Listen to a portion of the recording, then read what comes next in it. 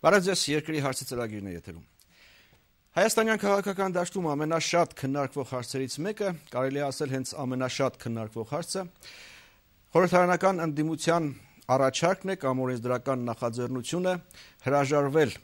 մեծամասնական ընտրակարգից եւ առաջիկա խորհրդարանական ընտրությունները անցկացնել միայն համամասնական ընտրակարգով։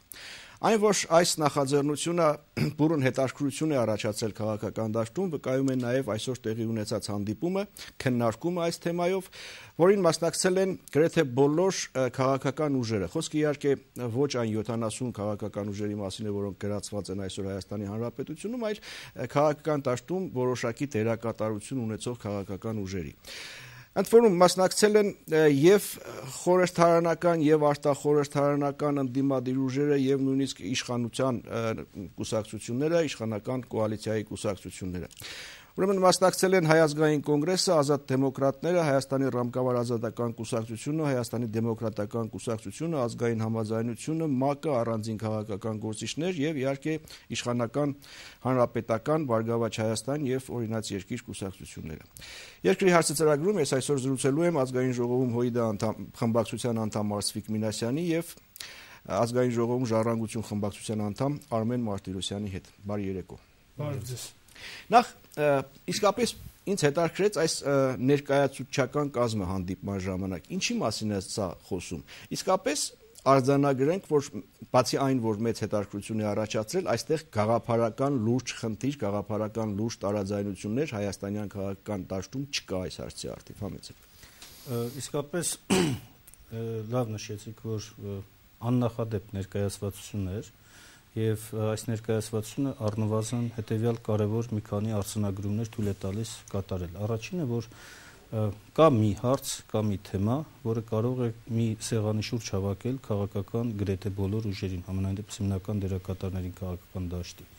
Երկրորդ, որ այդ հարցը իսկապես գաղափարախոսական հենքի վրա չի դրված, այլ պրակտիկ եւ Հայաստանի արժեվ ծառացած առարկայական մարտահրավերի ինչ որ ձևով արձագանքելու եւ այն հաղթահարելուն է միտված։ Երրորդ կարևոր հանգամանքը, որ սա մի հարց է, որը չունենալով ընդդիմադիր կեցվածք ինչ որտեղ պարտադրում է առանձին քաղաքական ուժերի, ինչպիսին օրինակ իշխանական առանձին ուժերն են, կեցվածք ցույց տալ, որը ավելի շատ արհեստական է, քան թե բնական կամ հիմնավորված։ Ավելի մանրամասն կասեք, ինչի մասին է խոսքը։ Ասեմ մանրամասը, տեսեք, բոլոր այսօրվա քաղաքական իշխանության կոալիցիայի մեջ եղած ուժեր իրենց ծրագրերում տարբեր ժամանակներում խոսել են 100% համամասնական տրակարգի մասին։ Եվ բնական է իրենք չեն կարող հրաժարվել իրենց այդ մոտեցումներից։ Պարզապես տակտիկական ինչ-որ քայլեր պետք է իրականացնեն, որով ցույց տան, որ այս պահին իրենց ձեռնտու չէ։ Հատկապես խոսքը հանրապետական կուսակցության մասին է գնում, որովհետև դեռևս 95-96 թվականներին, երբ այս կուսակցությունը նաև հանրապետություն բլոկի մեջ էր, նրանք իրենք են արձանագրել այս կարևոր խնդիրը, որ պետք է անցնեն համամասնական ընտրակարգի ազգային ժողովի ընտրությունների ժամանակ։ Եվ պարզ է, որ չեն կարող ասվածից հետ կանգնել, եւ ներկայումս իրենք փորձում են պատճառաբանել ինչու պետք չի 100%, ավելի շատ հիմնավորելով, թե ինչու է անհրաժեշտ 100%-ը։ Այսօր բոլորի համար ակնհայտ է, որ 41 մեծամասնական տեղերի առկայությունը ընդամենը իշխանությունը վերարտադրվելու միջոց է օգտագործվում եւ որևէ առնչություն չունի ոչ միայն ժողովրդավարության, առավել եւս ներկայացվածության կամ ներկայացուցչական ժողովրդավարության հետ։ Լավ, քանի որ սկսեցինք իշխանական կուսակցություններից, նաև անդրադառնանք մյուս երկու կուսակցություններին, Բարգավաճ Հայաստան եւ Օրինաց երկիր։ Նրանց մոտ էլ նույն փաստարկներն են, այսինքն ինչ դիրքորոշում են արտահայտում եւ ինչ են ասում, կողմեն աստիճանաբար, կողմեն հիմա ինչ է վերջնականում։ Ես կարծում եմ Բարգավաճ Հայաստանի մի փոքր պետք է առանձնացնենք այս պայդրությամբ, որովհետեւ բոլոր այն ներկայացուցիչները, ովքեր խոսել են Բարգավաճ Հայաստանից, այդ թվում նաև այսօր Տիկին Զորաբյանը եւ ներկայ նաեւ պարոն Բոստանջյանը Վարդանը, իրենք եւս կողմ են որպես падգամավորներ, որպեսզի 100% համամասնականին անցնենք։ Ընդ որում պետք է նշեմ, որ Տիկին Զորաբյանը նշեց, որ իրենց կուսակցության վերջի համագումարում իրենց կուսակցության ծրագիրը միաձայն ընդունվել է, որտեղ եւ ամրագրված է 100% համամասնական ընտրակարգին անցնելու հանգամանքը, ուստի եւ իրենց կուսակցության կանոնադրությունից ելնելով եւս ավելի ճիշտ ծրագրից ելնելով եւս կողմ արտահայտվեցին 100% համամասնական ընտրակարգին։ Ինչ վերաբերում է օրինաց երկրին, պետք է նշեմ, որ օրինաց երկիրը միշտ հանդես է եկել 100% համամասնական ընտրակարգին անցնելու մինչ այս։ Այո, մինչ այս օգտին ընդամենը կոալիցիայի անդամ դառնալուց հետո կրկնում են այն թեզերը, որոնք հանրապետական գործընկերներն են ներկայացնում եւ ընդամենը, այսպես ասեմ, տարբերությունը նրանով է կայանում, որ իրենք կոալիցիայի կազմի մեջ են եւ այժմ հանրապետական կուսակցության ներկայացուցիչների թեզն են կարծեք թե առաջ տանում։ Բայց պետք է նաեւ նշեմ, որ կարծեք թե մի փոքր, այսպես ասեմ, մեղմացում կա հանրապետական կուսակցության ներկայացուցիչների մոտ, այն առումով, որ օրինակ մինչև վերջերս քննարկվում էր, որ իբր թե սա հակասահմանադրական առաջարկ է, բայց այսօր միանշանակ է, որ արդեն իրենք այս թեզը առաջ չեն տանում, որտեղ խնդիր չկա հակասահմանադրականության։ Շատ խոսվեց, օրինակ բերվեց Երևանի ավագանու Եվ ոչ միայն, սահմանադրությունը միանշանակ թույլատրում է, որպեսզի 100% համամասնականին անցնենք։ Եվ կարծում եմ, որ բոլոր քաղաքական ուժերին, ովքեր Հայաստանի ապագան տեսնում են նորմալ քաղաքակիրթ զարգացումների շրջանակում, պետք է որ ողջունեն այս նախաձեռնությունը։ Ով մնաց դեմ, այսինքն միայն պրեսկոտը մնաց դեմ։ Չէ, երևի թե այս պայն մենք ունենք կոնսենսուս -1 բանաձև եւ քաղաքական դաշտի գրեթե բոլոր ներկայացուցիչները, ճիշտ նշեցիք, ակտիվ դերակատարություն ունեցող ներկայացուցիչները կողմ են արտահայտվում այս 100% համամասնական ընտրակարգին, միայն հանրապետական կուսակցությունն է, որ այսպես ասեմ դեռևս դեմ է արտահայտվում եւ այն հիմնավորումները, որ մնացել են իրենց մոտ եւ ի սկզբանե կար, արդեն կարծեք թե միանշանակ ապացուցում են այն հանգամանքը, որ իրենց բերված հիմնավորումները արդեն կեղծ հիմնավորումներ են եւ առարկայական որևէ հիմնավորում այս պայդրությամբ չկա։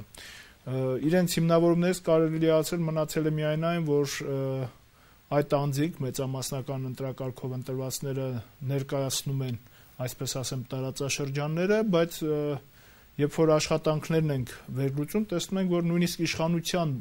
ներկայացուցիչները, որոնք համամասնականով են ընտրված, իրենք ավելի ակտիվ են աշխատում, իրենք տարածաշրջանի խնդիրներն ավելի ակտիվ են ներկայացնում, քան մեծամասնականով ընտրված падգամավորները։ Հետ չեմ խոսում նրա մասին, որ ընդդիմադիր կուսակցությունները, որոնք խորհրդարանում են, իրենք անկախ նրանից, որ մեծամասնական падգամավոր չունեն, այնուամենայնիվ շատ հաճախ ներկայացնում են նաև մեր երկրի տարբեր անկյուններում տեղի ունեցող զարգացումները, խնդիրները եւ շատ ժամանակ մենք հենց հաջողություն ենք հասնում նաև այդ խնդիրների լուծման հարցում, այնպես որ ես չեմ կարծում, որ իրենց կողմից այդ հիմնավորումը եւս առարկայական է։ Շատ լավ, ուրեմն իշխանական դաշտում պարզ է, հա, մոտավորապես կոնե, այսինքն հանրապետական կուսակցությունն ասում է ես դեմ չեմ, բայց հիմա ժամանակը չի, օրինաց երկիրը կրկնում է գրեթե նույնը, Բարգավաճն ասում է, որ կողմ է, բայց առանձին падգամավորների մակարդակով առայժմ կուսակցական վերջնական որոշում երևի առաջիկայում կլինի կամ կարտահայտվի քվեարկության ժամանակ, ի վերջո քվեարկություն պիտի լինի։ Խորհրդարանական ընդդիմությունը թե պարզ է, Հայ-հեղափոխական դաշնակցություն ժառանգություն նախաձեռնությունն է, այս մասին թերևս արդեն պետք չի խոսել եւ անդրադառնալ, արտախորհրդարանական ուժեր։ Տարօրինակ բան կար այն հայտարարության մեջ, որ արեց Հայ ազգային կոնգրեսը, ոչ թե նրա համար, որ կողմ են 100% համամասնական ընտրակարգին, այլ որ կողմ լինելով նաեւ պատրաստ է հրաժարվել սեփական հավակնություններից, ասեմ թե ամբիցիաներից։ Նախ ասեմ, որ այսօրվա քննարկման ժամանակ ներկայացվեցին ընտրական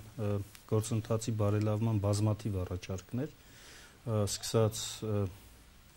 500,000-ից ավելի, այսպես ասած, Հայաստանում չգտնվող ընտրողների փոխարեն քվեարկություններ անցկացնելը, վերացնելուն միտված գործողություններից ավարտված բուն ընտրական գործընթացում հսկողական, նույնիսկ առաջադրման գրավի հետ կապված առաջարկներ։ Այսինքն համատեղ գործողությունների որոշակի մեխանիզմը, որին ես պիտի անդրադառնայի մի քիչ ավելի ուշ, բայց մենք այս ամենը հարգանքով հանդերձ մեր գործընկերների հանդեպ քննարկման ենթակա հարցեր ենք համարում, բայց այս պահին շատ կարևոր է, որ մենք կարողացել ենք արձանագրել մեկ կարևոր հարցի շուրջ համախմբում։ Հատկապես խոսքը գնում է ընդդիմադիր հատվածի համախմբման մասին, որովհետև միշտ քննադատվում է հայաստանյան ընդդիմությունը, որ չկա մի հարց, որի շուրջ հնարավոր լինի համախմբում ապահովել, այս հարցը ակամայից դարձել է այդ հարցը։ Եվ այս հարցի շուրջ կարծում եմ իրեն հաշվետու ցանկացած քաղաքական միավոր, կլինի Հայ ազգային կոնգրես կամ որևէ այլ քաղաքական միավոր, պետք է ամբիցիաներից հետ կանգնի եւ այստեղ այո կանգնի այս կարևոր հարցի կողքին, աջակցի այս հարցում եւ որ հնարավոր լինի գոնե այս մասով ցույց տալու, որ հնարավոր է Հայաստանում ապահովել լայն կոնսոլիդացիա, երկիրը հետագայում նաեւ առանձին մարտահրավերներին հաղթահարելու միտված գործողություններ նախագծելու ուղղությամբ։ Այդ տեսակետից կարծում եմ Հայ ազգային կոնգրեսի հայտարարությունը սպասելի էր եւ շատ ցանկալի է, որ իրենք նաեւ ցանկություն հայտնեցին աջակցել գործընթացին։ Ինչքանով կստացվի դա եւ որքանով քաղաքական այս միավորը չի հետապնդի զուտ անձնական կամ խմբային շահ, դա ցույց կտա ժամանակը։ Դա աստված, որ իրենք այդպիսի առանձին շահեր չհետապնդեն, որովհետեւ համամասնական ընտրակարգի անցումը գրեթե բոլորի շահերին է առնչվում եւ բոլորին է բերում բարիք բացառությամբ այն անձանց կամ այն խմբերի, որոնք որ ակնկալում են այս միջոցով հասնել, չգիտեմ, որոշակի դիրքի իրենց համար, որպեսզի իրենց կամ իրենց նեղ խմբային շահերը հետապնդեն։ Մեր գլխավոր խնդիրն է, որպեսզի հասարակությունը նույնպես համախմբվի այս գաղափարի շուրջ, այս կարևոր ձեռքբերման շուրջ, եւ սա հետագայում վերածվի նաեւ ընտրական մի ողջ գործընթացում պաշտպանության, հանրային պաշտպանության, որի անունը կարող է լինել քվենուժ կամ որևէ այլ բան, եւ որը հնարավորություն կտա հետագայում հասարակությանը համախմբվելու մայիսյան ընտրությունների ժամանակ պաշտպանելու հայ ընտրողի իրավունք։ Ըստ էության այսօրվա պայմաններով կարելի ասել, որ առաջիկա խորհրդարանական ընտրություններից մի աննախադեպ ազգային համաձայնության բացառիկ մթնոլորտ է ձևավորվել կամ ձևավորվում, հա։ Ես կարծում եմ, որ իսկապես այս նախաձեռնությունը կարելի է այսուհետ ասել ոչ թե ժառանգության եւ դաշնակցության նախաձեռնություն, այլ արդեն քաղաքական դաշտի եւ հատկապես քաղաքական դաշտի ընդդիմադիր հատվածի միանշանակ նախաձեռնություն եւ այն աջակցությունը, որը իրականացվեց ընդդիմադիր մեր գործընկերների կողմից հատկապես հայտարարությունից հետո դեկտեմբերի 27-ի, ես կարծում եմ սա միանշանակ խոսում է նրա մասին, որ իսկապես կոնսենսուս գոյություն ունի ընդդիմադիր հատվածում եւ այդ կոնսենսուսը այս պահին ձեռք բերվեց հենց 100% համամասնական ընտրակարգի վերաբերյալ։ Այնպես չէ, որ այլ առաջարկների ուղղությամբ մենք համատեղություն չունենք, շատ այլ առաջարկներ ժառանգությունը եւ դաշնակցությունը միասնական, այսպես ասեմ, փաթեթով ներկայացրել է Վենետիկի հանձնաժողով, ընտրական օրենսգրքի քննարկումների ժամանակ, այդ կետերը, որոնք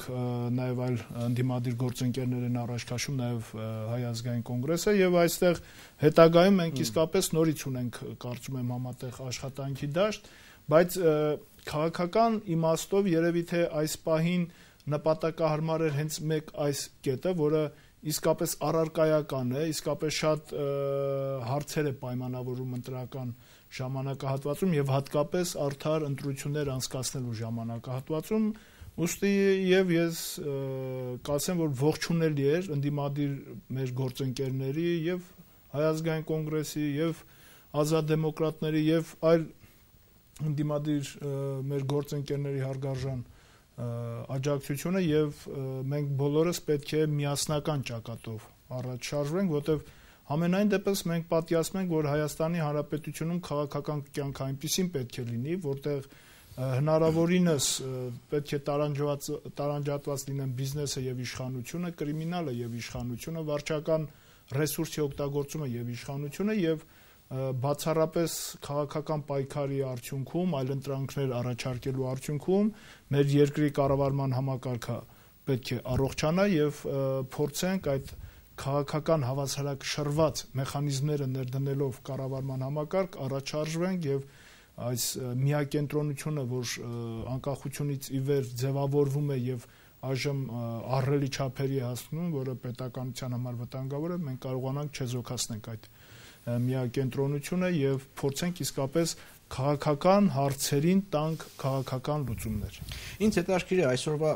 հանդիպումից հետո պարզ դարձավ իշխող կուսակցության համար, թե ինչու է այս հարցը հիմա դարձել առաջնային եւ գերակա, որովհետեւ մինչ այս հանրապետական կուսակցությունները հայտարարում են, որ տարօրինակ է, որ հիմա նման հարց է բարձրացվում, որ մինչ այս օրինակ ընտրական օրենսգիրքը քննարկվել է, գրեթե շատ առաջարկներ ընդդիմությունից ընդունվել են, ավարտել են, հարցը փակված է, հիմա սա անհասկանալի ինչու են աղմուկ բարձրանում, ինչ է տեղի ունեցել եւ այն։ Այսինքն այս առաջնային գերակա դառնալու պահը ինչ որ չափով պարզ դարձավ, թե ընկլխից էլ պարզ էր։ Նախ այսօրվա քննարկման ժամանակ նույն հանրապետական կուսակցության ներկայացուցիչները, որ տարբեր հեռուստալիքներով եւ տարբեր ակումբներում եւ մամուլի միջոցներով փորձում են անվանարկել այս գաղափարի առաջմղումը, անվանելով պոպուլիզմ, չգիտեմ, ինչ-որ նախընտրական հնարքներ եւ այլն, այսօր բարեբախտաբար նման արտահայտություններ չեղավ։ Հուսանք, որ դա պարտադրեց ոչ թե դահլիճի ֆիզիկական ներկայությունը, այլ իրենք արդեն համոզվեցին, որ սա որևէ նման առնչություն աղերս չուներ իրենց ասված այդ մոտեցումների հետ, պոպուլիզմ եւ այլ եւ այլն։ Մի կողմից է, մյուս կողմից կարծում եմ յուրաքանչյուր ողջախոհ եւ ողջամիտ մարդ, իսկ հանրապետական խմբակցության պատգամավորներից շատերին ես այդպիսին եմ համարում, նրանք առնվազն պետք է հիշեին, որ 2011 թվականի փետրվարյան ազգային ժողովում խորհրդարանում քննարկումների ժամանակ ընդդիմադիր մեր երկու խմբակցությունների պահանջներից մեկը նորից 100% համամասնական համակարգի որդեգրումն էր, որը մերժվեց քաղաքական մեծամասնության կողմից, այն ժամանակ որևէ փաստարկ չներկայացվեց ոչ սահմանադրության հետ ինչ-որ խնդիրներ ունենալու տեսակետից եւ ոչ էլ տեխնիկական կամ ժամանակավրեպության հետ կապված, ընդամենը ասվում էր, որ մենք պատրաստ չենք ամբողջությամբ անցնել, բայց նաև կոմպրոմիս էլ չէր առաջարկում, ի տարբերություն այն բանի, որ մասնավորապես դաշնակցությունը առաջարկում էր նաև կոմպրոմիսի մի հնարավորություն, օրինակ 41 ընտրատարածքում առաջադրվող մեծամասնական ընտրակարգով պատգամավորության տեխնացուները թող քվեարկվեն ամբողջ հանրապետության տարածքում, որովհետև պարլամենտում չի կարող իրարամերժ կամ տարբեր համարժեքությամբ մանդատներ լինել։ Համամասնական, եթե քվեարկում է ամբողջ հանրապետության տարածքում եւ նրան մասնակցում են բոլոր ընտրողները, այդ թվում նաեւ զինվորականները, մեծամասնական падգամավորը փաստորեն ընտրվում է որոշակի փոքր տարածքում, չունենալով սահմանադրությամբ այդպիսի պարտականություն, մյուս կողմից այդ նույն ընտրատարածքում հաշվառված կամ նույն այդ ընտրատարածքում ծառայող զինվորները չեն մասնակցում падգամավորի ընտրությանը։ Ստացվում է, որ խախտվում է Հայաստանի քաղաքացու տարրական իրավունքը։ Կա քաղաքացի, որը ունի 2 ձայն падգամավորի ընտրության ժամանակ, կա քաղաքացի, որն ունի 1 ձայն։ Սա հենց ինքը այս համակարգի երկաթվածությունն է սահմանադրությանը առջև խնդիրներ դնում։ Եվ այդ տեսակետից կարծում եմ, որ հանրապետական կուսակցության եւ նաեւ ՕԵԿ-ին այդ տեսակետից ես լուրջ ընդդիմադիր, այսպես հակափաստարկներ ներկայացնող չեմ համարում, որովհետև նախ իրենց փոքրաթիվությունը եւ իրենց ոչ այդպես արմատական տրամադրվածությունը ես համարում եմ, որ իրենք կարող են կողմ քվեարկել, եթե հանրապետականի մի զգալի հատվածին մեզ հաջողվի համոզել, որ անհրաժեշտ է 100% համամասնականի որդեգրումը։ Իսկ հանրապետական ինչ որ մի հաստատին կհաջողվի համոզել փաստարկները որոնք են, բացի այն, որ մեծամասնական ընտրակարգով ընտրված падգամավորը տարածքի խնդիրներին լավ է տիրապետում եւ պետք է որ շահերն արտահայտի խորհրդարանում։ Սա է, չէ՞, հիմնական փաստարկ, ուրիշ հստակ ձևակերպմամբ լուրջ ավելի բայց դա է կեղծ փաստարկ, կարծում եմ բայց ուրիշ ինչ որ փաստարկ կա։ Նախ ասեմ, որ ամենալուրջ փաստարկը այն է, կարծում եմ, որ հանրապետության նախագահը, որը նաև հանրապետական կուսակցության նախագահն է, իր ամանորյա ուղերձում շատ կարևորեց 12 թվականի ընտրությունները եւ ասաց, որ ինքը օգնության կարիք ունեցել է եւ ունի։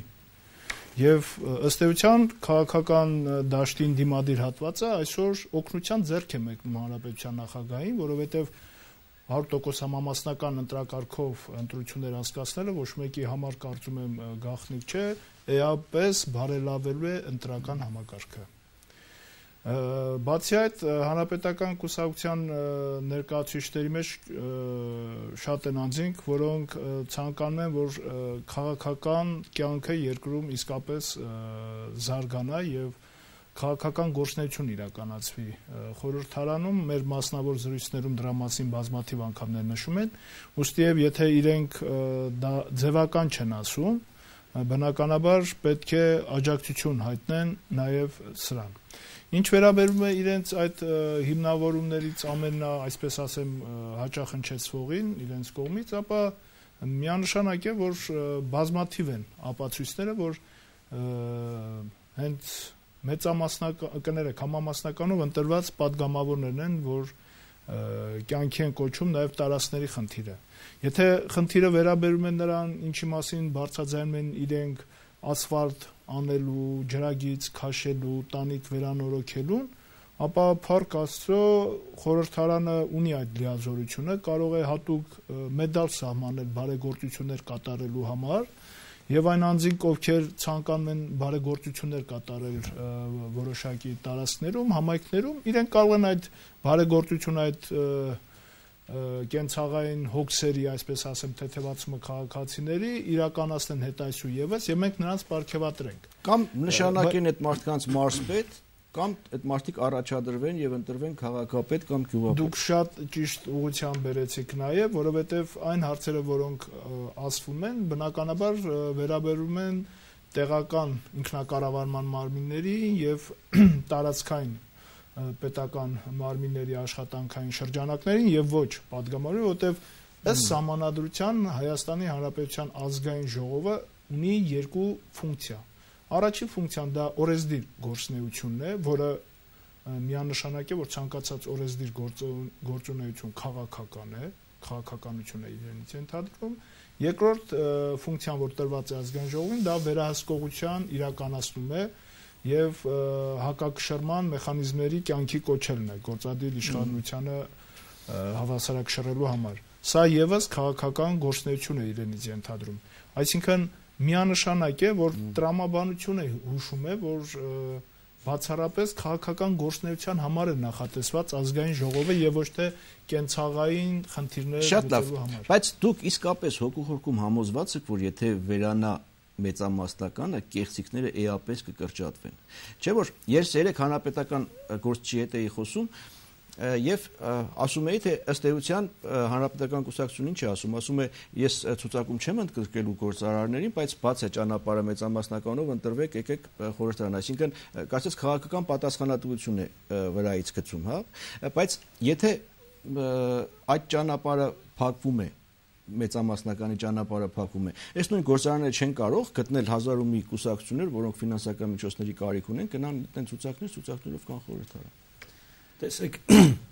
դա շատ կարևոր հաջորդ փաստարկներից մեկն է, որ այսօր քաղաքական իշխող կուսակցության ներկայացուցիչները փորձում են վերջին ժամանակներս բերել, այդ թվում նաև համեմելով հետևյալ արտահայտությունները, որ կարևորը ոչ համամասնական եւ ոչ էլ մեծամասնական, այլ ընտրությունների որակն է, ազատ, արդար լինի եւ այլն, դրանով ակամայից խոստանալով, որ իսկապես մեր մոտ ընտրական գործընթացում այդ խնդիրները կան մի կողմից, մյուս կողմից շատ կարևոր մեկ հաստատում են իրենք սրանով անում, որ ըստ էության քաղաքական ուժերը պետք է կամք դրսևորեն, կամք ցուցաբերեն, երբ այդպիսի անձանց չմտցնեն իրենց համամասնական ցանկերը, իրենց կուսակցական ցանկերը։ Բայց ինչև այս ամենով հանդերձ, տեսեք, դուք հարց եք տալիս, արդյոք համոզված եք, որ վերացնելով մեծամասնականը, ի վերջո մենք ունենանք այն պարլամենտը, որին երազում ենք կամ որը նկարագրված է սահմանադրության մեջ։ Դեռ շատ բաներ կան անելու, սկսած ընտրական գործընթացից ավարտված, ինչպես նշեցի, քաղաքական կամքի հստակ ներկայացմամբ։ Բայց առնվազն այս փուլում բոլորիս համար պարզ է, որ 41 ընտրակարգով մեծամասնական ընտրական համակարգը չարիք է մեր պետության զարգացման գործում։ Այն աղավաղում է ընտրողի վստահության քվեն։ Տեսեք, եթե օրինակ 2007 թվականին ընտրությունների ժամանակ հանրապետական կուսակցությունը ստացել է 34 մոտավորապես տոկոս ձայն, ապա ինչպես է ստացվում, որ պարլամենտում 55-60% է դառնում այդ ձայնը։ Կամ եթե դաշնակցությունը ստացել է 15%, 16% ձայն, ինչպես է ստացվում, որ խորհրդարանում այդ տոկոսը իջնում է 12%։ Այսինքն արդեն մենք եթե համարում ենք, որ աղավաղվում է համակարգը, պետք է քայլ ձեռնարկենք, որպեսզի այդ աղավաղումը գոնե առաջին մակարդակում շտկենք։ Իհարկե բազմաթիվ այլ հարցեր կան, բայց եթե մենք այսօր գնում ենք մեծամասնական ընտրակարգի վերացմանը Դա չի նշանակում, որ մենք ավելի, չգիտեմ, ժողովրդավարական համակարգ ենք դնում, բայց առնվազն այս մի չարիքը գոնե չեզոքացնելու ուղղությամբ քայլ ենք անում։ Եվ քանի որ քաղաքական մեծամասնության ներկայացուցիչները իրենք էլ են ընդունում, որ 41 մեծամասնականի շատ տեղերում իսկապես չարիքն է գործում, առնվազն գոնե այս չարիքի մասով պետք է միանան մեզ, էլի։